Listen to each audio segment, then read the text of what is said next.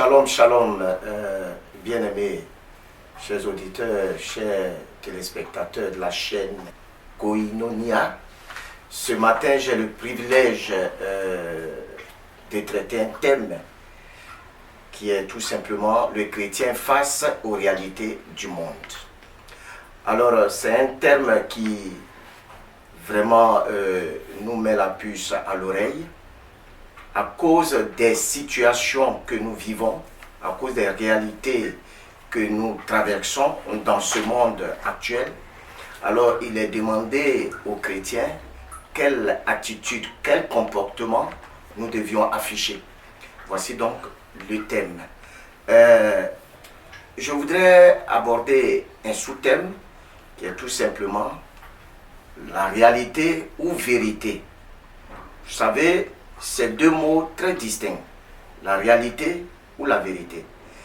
Aujourd'hui, lorsque nous nous fions, lorsque nous nous attachons aux choses de la réalité, aux choses physiques, cela peut nous amener à oublier même les promesses de Dieu. Cela même peut tuer vraiment tout ce que nous avons reçu de Dieu. C'est pourquoi je voudrais m'attarder un peu sur la réalité ou la vérité. Alors, on va prendre juste un petit passage, une portion de la parole de Dieu pour nous soutenir ce sous-thème qui est la réalité ou la vérité. Je vais demander comme ça à quelqu'un de prendre Genèse 37. On va lire à partir du verset 33. Il est dit ceci. Jacob l'a reconnu et dit, c'est la tunique de mon fils. Une bête féroce l'a dévoré. Joseph et a mis Joseph en pièces. C'est quelle histoire? Tout le monde connaît l'histoire de Joseph et de Jacob. Alors, les frères de Joseph ont dépouillé, ils l'ont déshabillé, ils ont pris sa tunique, ils ont mélangé avec un sang d'un bouc. Et ils sont venus présenter effectivement la tunique à son père. La question qui lui a été posée, ils lui ont demandé si il reconnaît la tunique. Mais Jacob a tiré une conclusion après avoir vu la tunique. Il dit qu'une bête féroce a dévoré son fils. Joseph a été mis en pièces. Vous voyez ce que la réalité fait. La réalité nous fait tirer des conclusions. La réalité nous fait prendre effectivement une autre allure. Au lieu que nous appuyons sur la parole de Dieu, la vérité nous amène à tirer des conclusions nous-mêmes.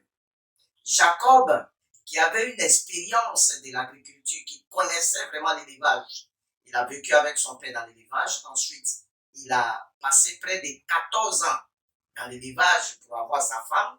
Jacob n'était plus à mesure d'avoir encore les réalités, comme on appelle la vérité en face. Donc, Jacob a échoué face à cette nouvelle. Quelle nouvelle? La réalité. La réalité te présente des preuves. Mais est-ce que ces preuves-là sont vérité? Vous savez, quelque chose, c'est qu'il y a ce que le monde nous présente et ce que Dieu nous montre. Je veux dire à quelqu'un de ne pas regarder à la réalité et de tirer des conclusions. Parce que c'est pas à ça que Dieu nous a menés. Dieu nous a donné des promesses. Dieu nous a dit que nous allons être ceci. C'est sur cette base-là que nous devons vraiment nous appuyer. Alors, Jacob m'a déçu lorsqu'il n'a pas pu tirer une conclusion normale. Il a regardé au fait, à la réalité qu'on lui a présentée, il a tiré une conclusion. Bien aimé, quand tu tires une conclusion face à la réalité, alors il peut avoir des conséquences. Jacob a dit qu'ils ont tué son fils, qu'un animal a tué son fils, sans pouvoir effectivement observer la réalité des choses, la vérité des choses. Et il a tiré une conclusion.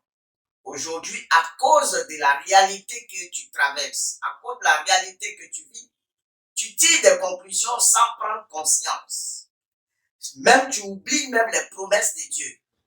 C'est pourquoi il ne faut pas regarder à la réalité. Le Seigneur dit dans le livre de Romains 12, je crois bien, il dit de ne pas nous conformer au siècle présent, mais d'être plutôt renouvelés par l'esprit et l'intelligence, afin que nous puissions discerner les choses. Donc la réalité va te présenter quelque chose, bien aimé, ne te fie pas à la réalité. Ne te fie pas à ce que tu vois, mais simplement regarde la vérité, ce que Dieu t'a dit, ce que tu as reçu de Dieu, les promesses de Dieu. C'est à ça qu'il faut regarder. Joseph n'était pas mort, mais Jacob a tiré une conclusion à partir de la réalité. La réalité nous trompe.